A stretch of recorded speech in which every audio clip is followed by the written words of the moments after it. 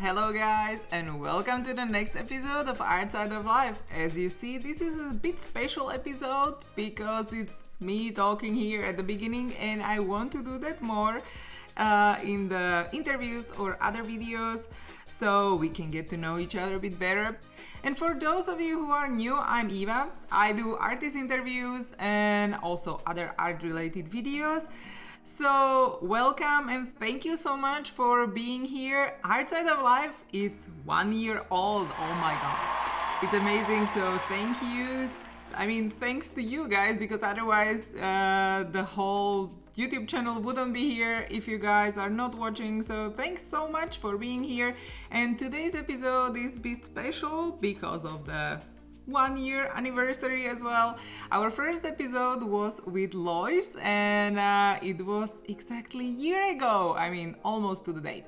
So today we will be talking about what's new in her art career, what is her new focus, and how the life changed during this year. So hope you will enjoy this interview. Here are some of the Lois's artworks, the newest ones, if you haven't seen those yet.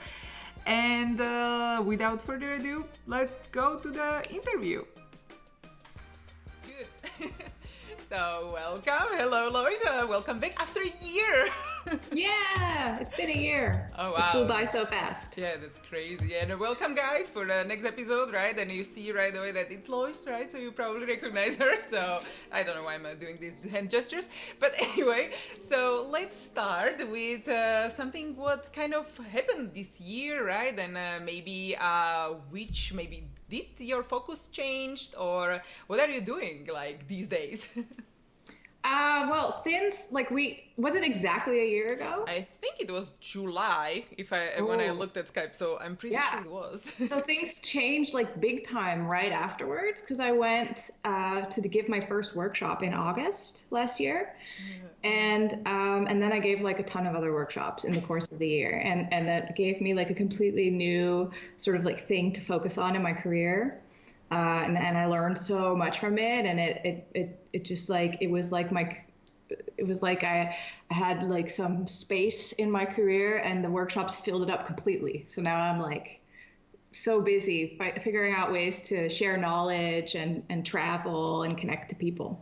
So for those who don't know, maybe at your workshops, what do you usually focus on during the workshops? Probably characters, right? My workshop is always about like the short and the long ones. All of them are all about workflow. So they're like about having a way of drawing digitally that allows you to work intuitively and have a workflow that flows naturally. Because digital artists often get stuck on like the line work or on the detail. There's usually something there that makes it hard for them or frustrating, and then they look for knowledge and then usually accumulate all this knowledge about techniques and about like working more and working harder, and my workshop is a lot about like actually making it simpler and more intuitive and fast. Yeah. That's what it's about. Yeah, that's really cool. So so people should check out. Maybe do you have it on your website or somewhere where you go next, or no? I don't. So no, you just I should post on start Twitter or Instagram or something, right? I should start doing that. Usually these workshops are like small amount, and then like a limited number of people can join, because I actually give assignments and give a lot of feedback as I go. So usually these hosts advertise the workshop in their local area, and then it fills up quite quickly, and then I end up not posting about it on my social media because it's already full. But I'm going to introduce, like, my website needs a huge overhaul, and I'm working on it, but it's just taking a lot of time, okay? And it's going to contain a section about like where I'm traveling to and things like events like Comic-Cons or whatever that I'll be attending. I don't attend a lot of them, but when I do, it's always great to meet people. So I'm working on it. And did you learn something about yourself, while doing these workshops and doing more of them? Well, I actually learned that I love to, I don't like standing in front of people and telling them what to do. So that's kind of difficult for me when giving a workshop, but I really like connecting with people and talking about our processes and talking about like a lot like the psychology behind drawing, like where do you get stuck, why, like does your self-esteem play a role, and like what experiences in the past have shaped your view of art. And I'm learning so much about that. And it's like a new passion of mine to think about, how people's minds work when they're drawing. And my students have shared so much with me, and I feel so inspired to like do more with that. Yeah, and also then you like see what works better when we simplify things and explaining, right? So it's like a progress. Every workshop is better. Yeah, and usually I've noticed that like a huge part of what holds artists back is this belief, like this pushing yourself all the time, and not really trying to find a way to like let your creativity flow naturally in your own way, but always pushing yourself to always go outside of your comfort zone. And there's always like a lot of psychology behind that. Like, why do people think that they need to push themselves all the time? And why does that lead to so many artists getting stuck? So I feel like it's more worthwhile to invest in something that feels like it's your own way of working than to always push yourself to do it better, like the person next to you, or always trying to take over the skill set of somebody else, even though it might not fit you. Yeah, or the process, right? If someone is doing it a certain way, they're like, okay, I have to do it like that. Yeah, exactly. And it might not fit with you or your way of thinking. Yeah, true. So, but then also, what would be maybe your best advice if you think about it? It's like tricky question because everyone always asks about that one, right? But if you can think about like the best advice. I guess my best advice for like digital artists would be try to like work fast and leave all your detail to the end. Usually people get stuck on the detail early on.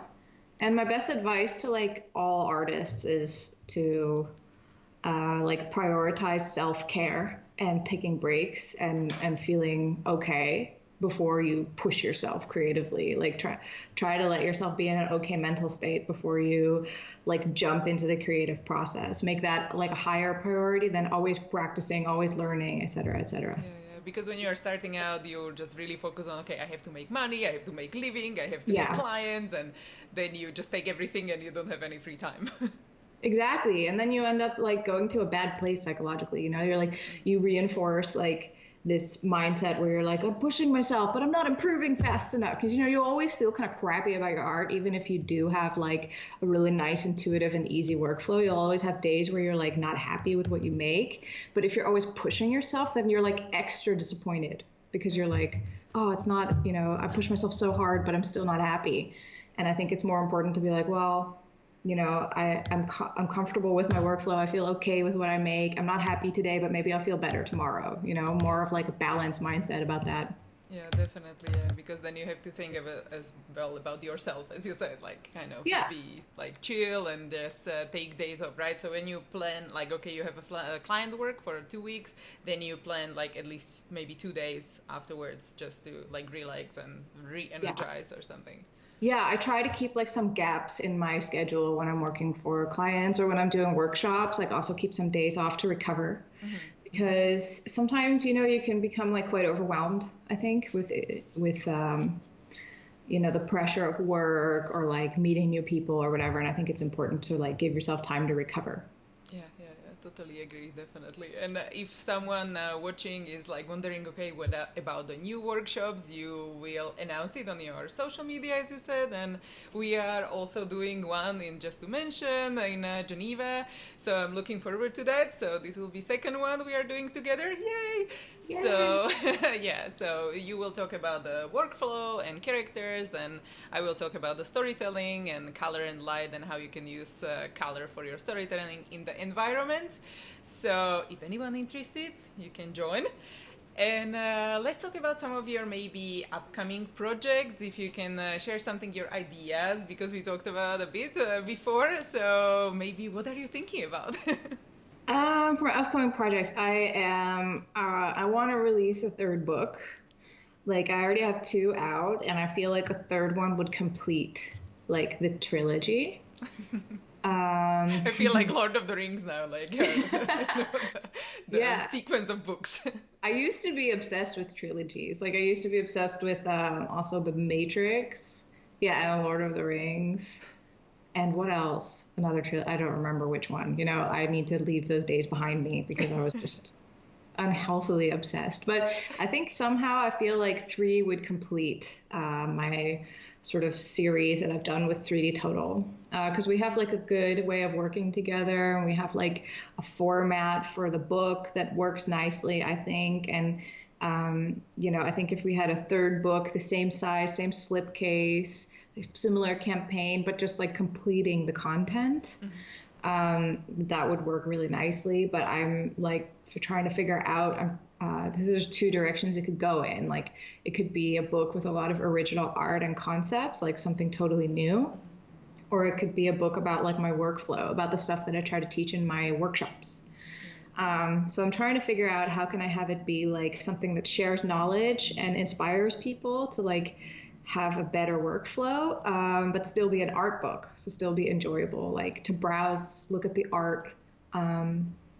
So I'm thinking about it. I'm asking my Twitter followers to like give me ideas and think with me. So maybe I'll land on the exact concept that I want to do.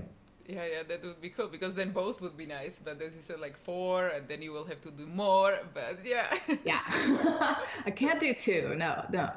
Because like I said, if I have a 4th book, then I have to do 6, because everything has to be in multiples of 3, right? So yeah, that kind of work other way. Yeah.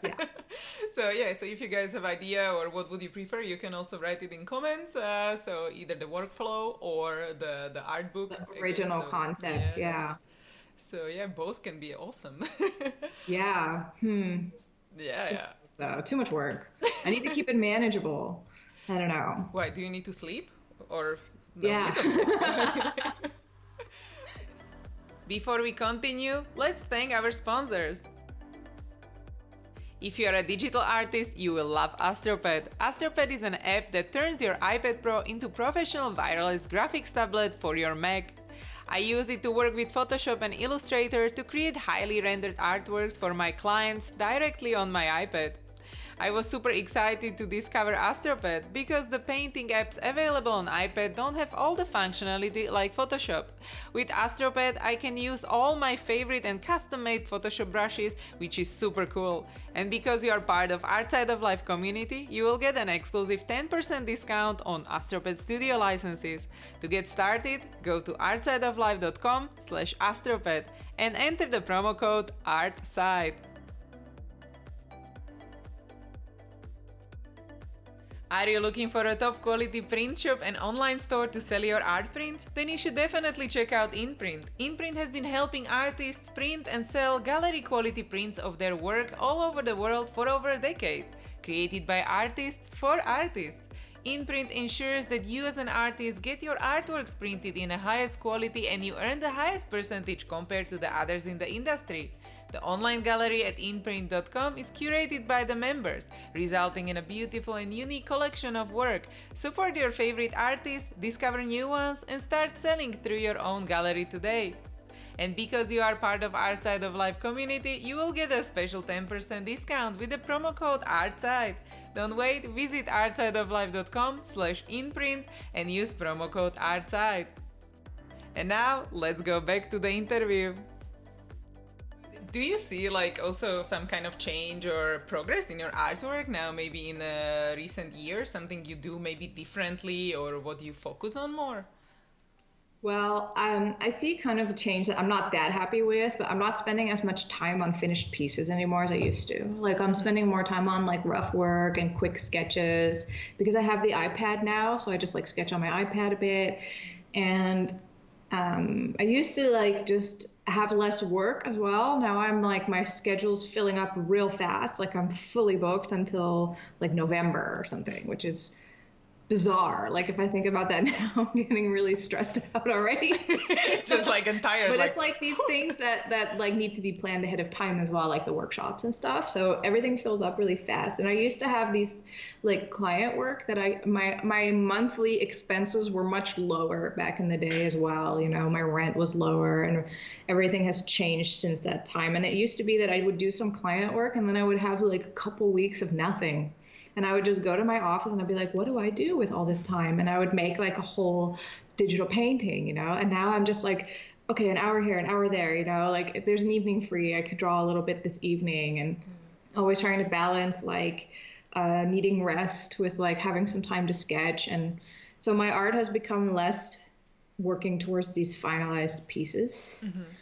And I guess that's like, career-wise, my art has developed in a very positive direction because I work faster. I switch between projects quickly. Like my resume is better. But just for me personally, like for me as an artist, I feel like I'm a little bit scatterbrained now compared to how I was before. So I keep thinking like I need a year off to refocus and regroup. But that's never going to happen. So I don't know.